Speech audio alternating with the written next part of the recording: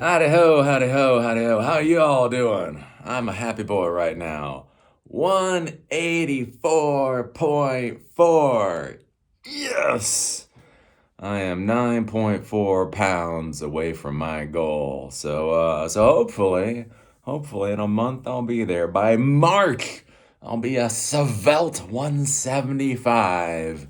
Started at 218 in May of last year. Kept going down, down until September. We had the biblical flood, a few other things, plateaued. But I decided to get back serious to the dieting, just want to knock it out. So yeah, we're now down to 184.4, 9.4 pounds more to go. I have to tell you how much it makes my heart happy to say this type of thing and be able to tell it to all of you. I don't know how to get that joke in there somehow. Did you see the guy got defrocked? Did you see the priest got defrocked? Holy hell. Anyways, what are you gonna do in life? Giggle, I guess. Giggle. So I've been working on Silicon Dojo. Again, this is my pride and joy. Silicon Dojo, authorityless, gatekeeperless, free to end user, tech education, blah blah blah. I've been working on the Bottle class. So we have these self-study classes here. So I've been working this Bottle web app framework. Yesterday, I finished the paperwork for deploying Bottle, which that took longer than I thought. Because when you deploy it, so you create it, but then deploy it, you have to spin up the DigitalOcean server. Then you have to set up the server. Then you have to install Nginx. Then you have to create the service. Then you have to connect VS Code in order to do all the configurations. Oh, simply doing that documentation took longer than I thought it would. So hopefully by Monday, we will do the video for that, close out Bottle web app framework, and then start on SQLite, structured query language, and we will keep going because that's the kind of Nazi that I am, the one that tries to empower everybody and whatever. What world are we in? We are in the stupidest world. This whole Elon Musk thing. Like, there are so many reasons to hate Elon Musk. Don't get me wrong. There are so many good reasons to hate Elon Musk. There's even more bad reasons to hate Elon Musk. We don't literally have to make up crap out of whole cloth. I mean, what does this say about our journal? What does it say about our journalists? That out of all the things that you can complain about Elon Musk for, both good and bad, they basically have to make up stupid crap in order to get their clickbait in. I don't know. If I get canceled on YouTube, find me at Silicon Dojo, doing what I do. So anyways, the topic that I want to talk about today is Google offers voluntary exits to U.S. platforms and devices employees. Those who leave will get severance, and the company wants anyone that stays to be, quote, deeply committed to its mission. And basically, this is just another day in the life of the lemmings of Silicon Valley. Again, there is this myth of Silicon Valley, that these folks are visionaries and that they're disruptors and they're like at the cutting edge of existence or whatever. And one of the things that I just want to get through your folks' heads is that they are not. They are not. They're the most simplistic lemmings you will ever meet in your life. Basically, what they've been able to do is they found a sector of our industrial society that other people did not see value in. They basically monopolized that sector, and then they're using the power that they got for all it's worth. That is literally all that they're doing. They are not smarter than the average jackass. They're not better than the average jackass. They're just a jackass of a different color, I suppose. Anyways, I was talking about this again, like with this whole return to work thing we're going on right now. So again, all these corporations now are like return to work, which is weird because it was only a couple years ago, like literally a couple years ago, where all these corporations were like, offices are obsolete, everybody's going to be working from home.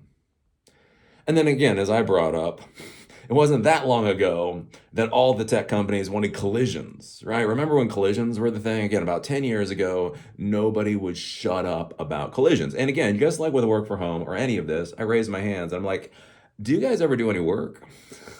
Again, when I was sitting there yesterday and I was doing all that documentation for being able to deploy bottle, you know what I was doing? I was like, no, no, no, no, no, no, no. You know what I did not want? Fucking collisions. Fucking collisions. But anyways, yeah, right. Everybody's like collisions are the most important thing. And like, when do you ever ship product? You ever notice with these companies shipping product always seems to be one of their lowest priorities? Anyways, and then I talked about before that telecommuting was going to be a thing, and basically, and what you see is again the entire industry goes in lockstep, right? When telecommuting is a thing, everybody's doing telecommuting. When collisions is a thing, everybody's trying to do collisions. When work from home is a thing, everybody's trying to work from home. When return to office is a thing, everybody's trying to return to the office. And you'll notice they're all just pretty lockstep. And so this is an important thing to understand, again, especially for your career, when you start thinking about macro forces, is when you start to see other companies do stuff, even if your company isn't doing it right now, you should keep your eye out because there's a good chance your company will do it later. And again, I think this is one of the funny things with this whole deeply committed to its mission thing we have with tech companies, with their tech employees now. This only shows you how idiotically they hired people for about the past decade. Again, and it's one of the reasons I think there's a disconnect between me and so many of like the new viewers that I have or the younger viewers that I have, especially when they're young in the industry. Is again, I've been doing this stuff for 30 years, right? Your only job as a tech professional is bringing back a return on investment, an ROI. If they hire you, basically you should either make it cheaper to manufacture widgets or cheaper to ship widgets or cheaper to get clients or whatever else. That is your only job, right? Your only job is to make the company more productive one way or the other. Either lower the cost of production or increase the profit per product or increase the amount sold, right? That's literally, that is what your job is. And then within that, you're an Exchange server administrator, an Active Directory administrator, or Python. But right, Python. That's all the additional stuff. The real focus is that you're creating more productivity for your company. But again, we've had for the past decade, right? I've got a lot of pushback. I've got a lot of pushback from my viewers. But like, Eli, you don't understand. Oh, Bucko, I don't. No, I don't. And the reason is because we've had 1% interest rates. Basically, after the Great Recession, the Federal Reserve dropped interest rates down so low that money was essentially free. So basically, you had these bigwigs taking out money for free, and they just had to put it somewhere with the returns. Literally, you take money from this person, you put money here, you get return, you get your 2 to 500% profit simply by transferring money from point A to point B, right? And so all these tech companies, what they realized is in order to get investor money, they didn't have to prove that they had their profit, nor did they have to prove they had revenue. They just had to prove like traction or growth or something. And so they started coming up with all these weird numbers. And the final number that we had was basically asses in seats. Obviously, we're successful because we hired 100 people. Ergo, you need to give us more money so we can hire 200 more. So yeah, but what does that have to do with profit? What does that have to do with shipping product? What does that have to do with revenue? What does that? Well, no, right? Because basically what the companies were doing got so abstracted from the concept of money. Yeah, we have this crap show. And so basically right now, all of these tech companies are essentially, they're what's called right sizing, is they're getting rid of the dead weight that they frankly shouldn't have hired in the first place. Again, there's a lot of blue hairs out there and they're screaming right now, this is racist. Oh, girlfriend, this isn't racist. It was racist when you got hired. Is racism part of this equation? Absolutely. Is it this part? No. The racist part was 3 years ago. But anyways, right? And again, that's what I say. Again, if you are somebody of a different persuasion than me, when you get hired by a company, make sure you understand what the hell your value proposition is. If you have no idea how your job brings value to the company, look in the mirror. And if you feel comfortable with that situation, well, you're fine. I wouldn't, but that's just me.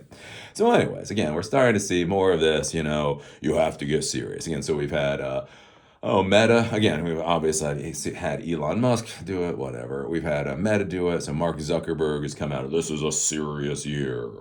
I don't know why. Mark, they're going to be a serious year. Amazon is getting serious. The federal government is getting serious. And now we see Google because of course we are. All right. So from The Verge, Google offers a voluntary exit to all U.S. platforms and devices employees. Those who leave will get severance, and the company wants anyone that stays to be, quote, deeply committed to its mission. And again, this is where I just get a lot. Basically, what this means is like Google's been hiring doofuses. So Google, yeah. How long have you been hiring doofuses for? This is Pichai, right? Yeah. How long have you had a worthless management system so that you have people that aren't committed to your company employed by your company? It's such a it's a weird thing how they literally come out and state their abject failure as leaders. But again, in the modern world, you can't expect Silicon Valley leaders to actually be leaders. They want the leadership paycheck. They don't want the leadership responsibility. Anyways, a year ago, Google started off 2024 with some layoffs. It hasn't taken similar steps yet in 2025, but employees are fearing the worst. And if the platforms and devices team is anything to go by, there's ample reason for concern. Google has distributed a memo to all U.S. employees working on Android, Pixel hardware, and other projects that offer a, quote, a voluntary exit program guaranteeing severance for anyone willing to step away from their role at the company. The memo went out from the platforms and devices SVP Rick Osterloh.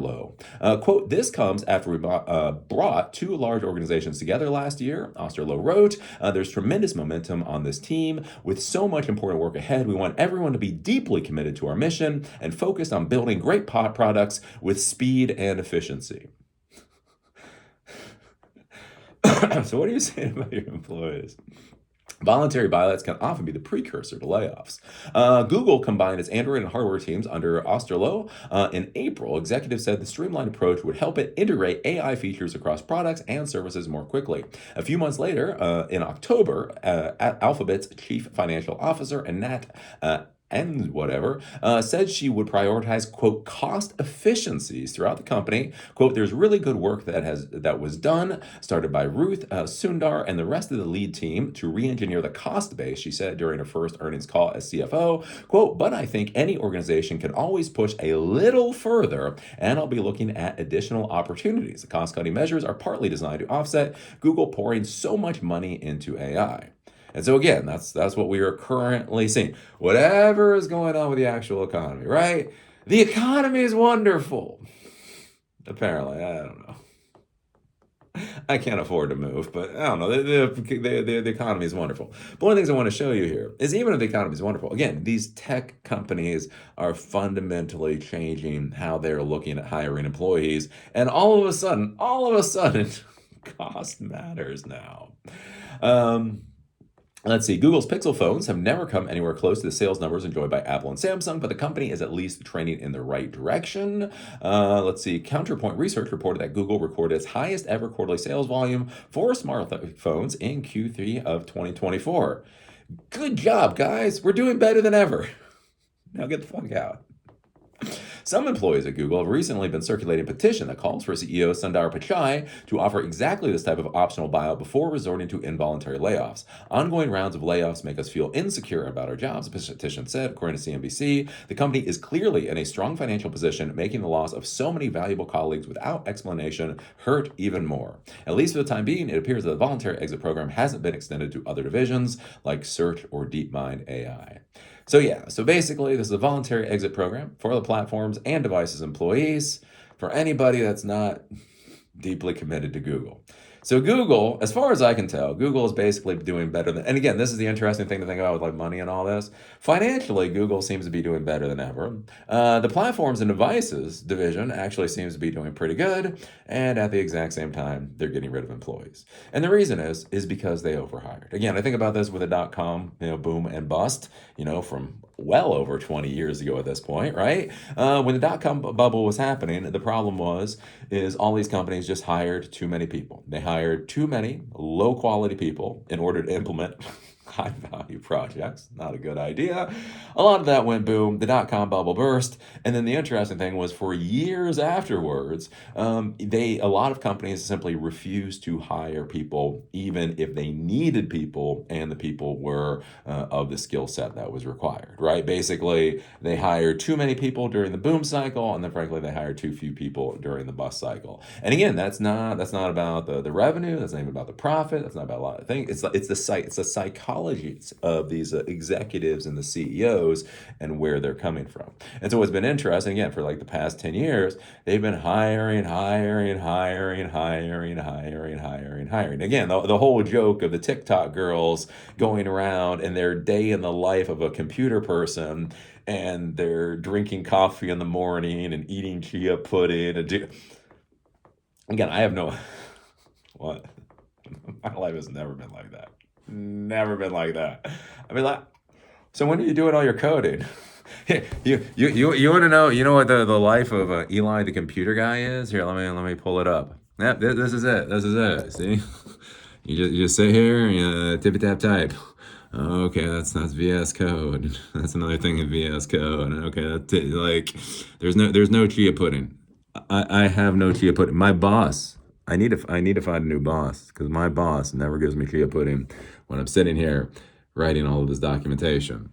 Because that's not what being a technology professional is. But what we've seen over the past decade is more and more of this highfalutin, I'm a technology professional, day in life is because I'm superior.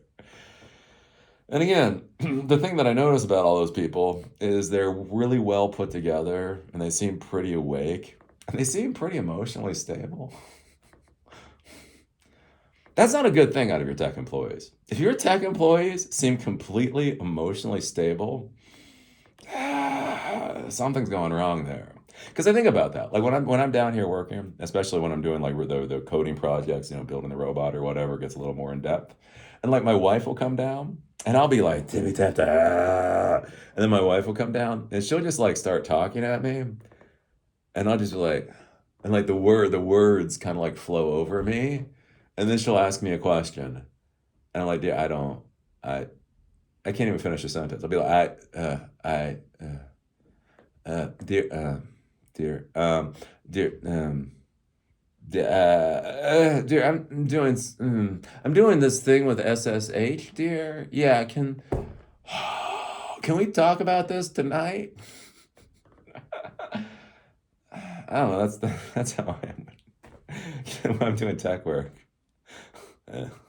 Again, like when we used to collide in the office, it'd be like, hey, fuck, oh yeah, what are you fucking about? Oh, fuck, Active Directory. Oh yeah, what's you? Oh, fucking replication. Oh, yeah. Again, the fact that all these people they're well groomed, they're like perfectly put together.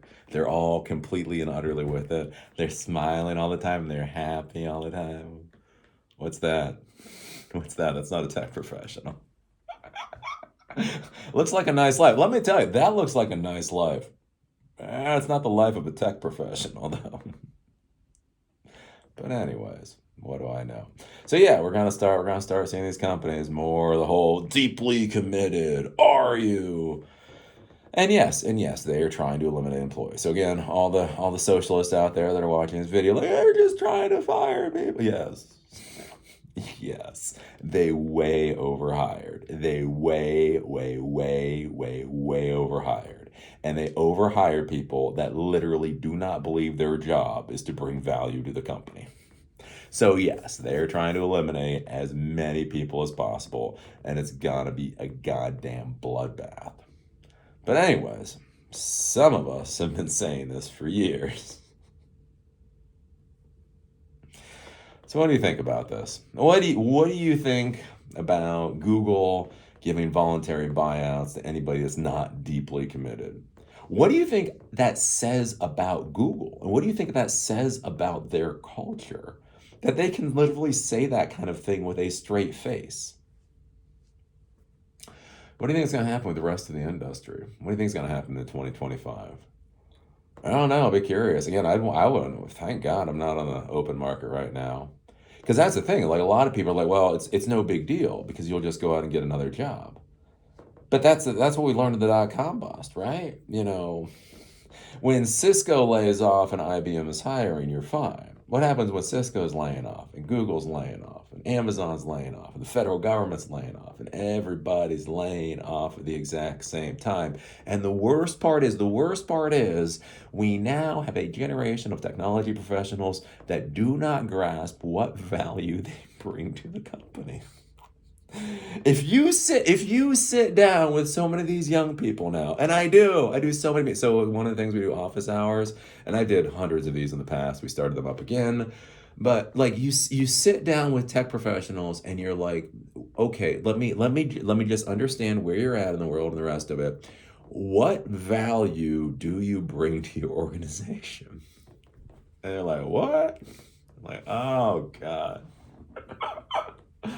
What has because yeah, that was it. When I got my MCSE, there was no question. I walked in the day one, I was hammered with work orders, right? We had this ticketing system and right, like I knew what the issue was. Okay, the shared printer is down, right? If you can't print to the printer, that's a bad thing. The internet is down. Like in my entire career, there has never really been a question about what value I bring to the table. And what I think is interesting with a lot of these new tech professionals nowadays is again, and especially as their jobs have been abstracted out, again, where they have become so focused on individual products or individual concepts. And so now we have this generation that may have been working for 10 years. And if you ask them, what value are you actually bringing to your company? Why is your organization in a financially better position because you show up in the morning? And they're like, what? Oh, how does that bode? How does that bode going into the 2025? I guess we're finding out. So, anyways, then we have a Zoom class. We have a Zoom class I have to finish preparing for at 2 o'clock. So, 2 o'clock today, if you're watching this, we're going to do how to start a technology business. I feel like some people might need to learn that a little more than other people, right? Might be a good time for this class. So we're doing that on Zoom. You can go to silicondojo.com and sign up for that. Try to do a class every week with these self-study classes, though. They're taking a lot out of me. It takes a lot of work to create these self-study classes. But we try to do the in-person, or the Zoom once a week. So we're having that. We have the office hours. All that kind of stuff is going on. And I am down to 184.4 pounds. So that's right.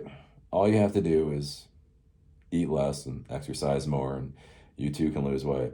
It is funny too, like I would say with this whole weight loss thing. Because again, with the whole Ozempic, again, if you take Ozempic, I don't care. Do what you want to do. I'm concerned. I'm concerned. But like there's this whole thing like you can't lose weight. Eli, in the modern world, people can't lose weight. It's impossible to lose weight anymore. And it's like, well, I have now lost 33 and a half pounds since May. Well, Eli, not everybody's like you. Oh. Or, or, but anywho, that's a story for another time. See y'all later.